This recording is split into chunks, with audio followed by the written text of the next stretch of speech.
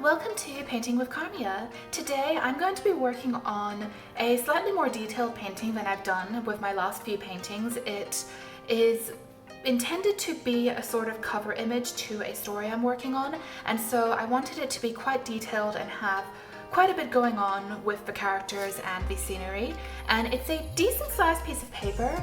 This is it's one of these watercolor paper pads. It only gives the inches, which I hate. No, it does. 26 centimeters by 18 centimeters. So it's not humongous, but it's a decent size.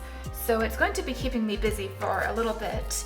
And the very first step I always like to do when I start one of these paintings is work on the skin tone. So I have a few different paints I like for skin tone, and I'm just gonna set them aside in a little jar.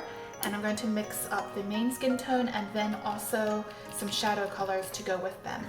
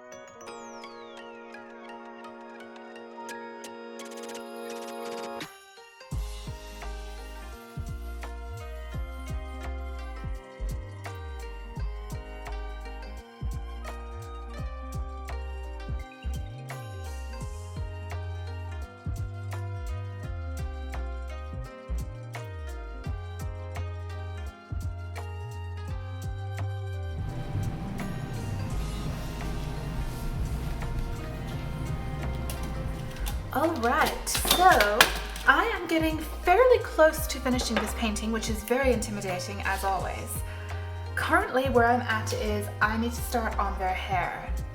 Let's take a look. What I normally like to do with black hair is create a little bit of an undertone. So for instance here I still have some brown and I'm going to add black to it. Instead of a pure black, I want to have a black with a little bit of a brown undertone because I don't know, I just think it's a little much to have it be a really pure color because then their hair is exactly the same. And it sort of is meant to emulate how, well, the hair does sometimes have multiple tones and it'll show under the light. So what I'm going to do first is just the base layer of their hair, and my brush is already dirty. Excellent. And what I'm going to do here for this is some blue. So I'm going to start with a dark blue. This is a very nice dark blue color. And then add black to it. So that's more of a blue-black. I think that so far I'm liking this method. I think you can, like this is obviously very brown, I'll be adding more black to it. But I think you can kind of see, I'm not sure how much you can really see the difference when it's scanned, the artwork, but I still like the effect. I think it's more interesting than having them be just pure jet black. And I need more water.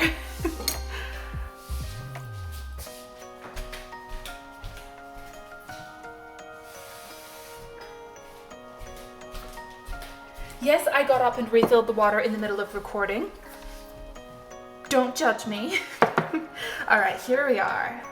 So what I'm probably going to be doing here is, oh, I'm off, but paper does warp a little. I need to figure out a better way to stick it very flatly, and I need to get a placemat, which is plastic instead of this paper, but oh well, some other time to worry about concerns like that. I think I am going to try some wet on wet and a very, very thin, very light layer of black for the base coat of the hair, and then I'll be adding more detail later. So here is the brownish black, you can still see.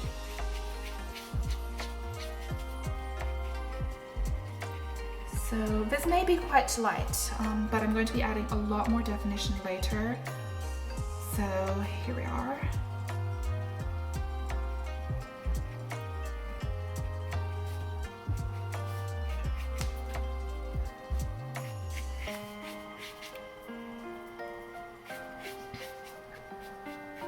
And one thing I am going to try to do is leave a little bit of like areas which are barely shaded at all. I want to have a little bit of just completely plain, a little bit where it's still white and there are highlights. That's something which I do think is important to try to do. So here we are. This is quite a simple first step.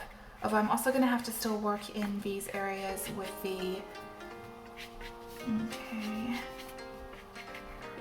I do want to have like sharper, more defined strands, and I'm not going to be able to get that with just like wet on wet techniques. I'm going to have to do some other things. And also the ink line art is not going to show underneath black, so that wouldn't work either. So I have some things in mind to do later. Now I need to switch to a different brush to get into this tighter area. This is never going to work with this one. So let's try this.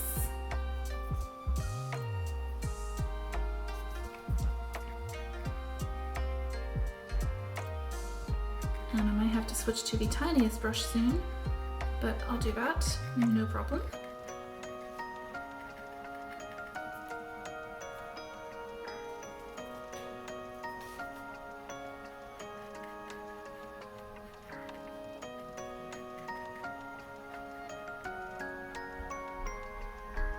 I need to switch brushes.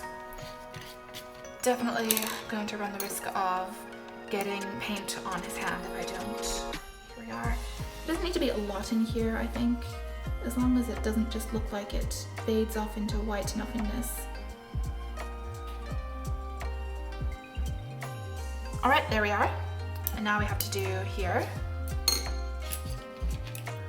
So, switching to other black.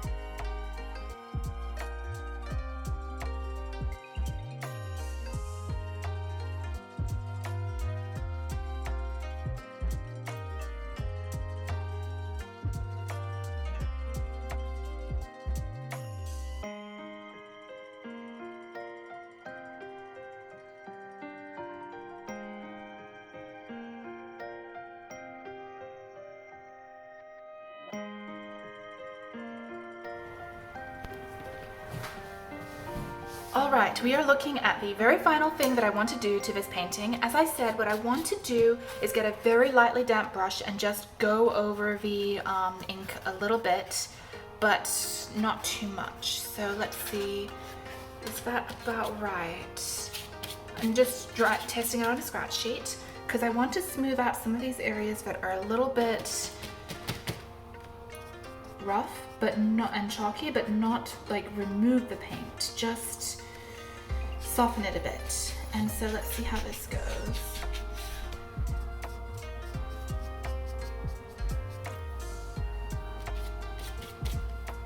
I said it's really important that it not be too wet because then I'll just ruin it. So that looks right. And this is something I'm still, you know, figuring out and kind of struggling with, so we'll just see how it goes in future.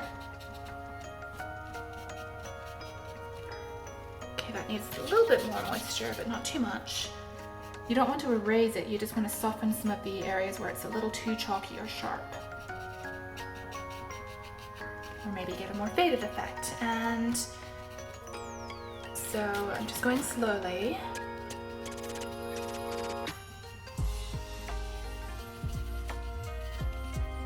I would say since this sleeve is kind of like, you know, in motion, it's okay for the embroidery on it to look a little bit more faded and it's a little further away. There we are. I think just a little bit here. That looks a little chalky.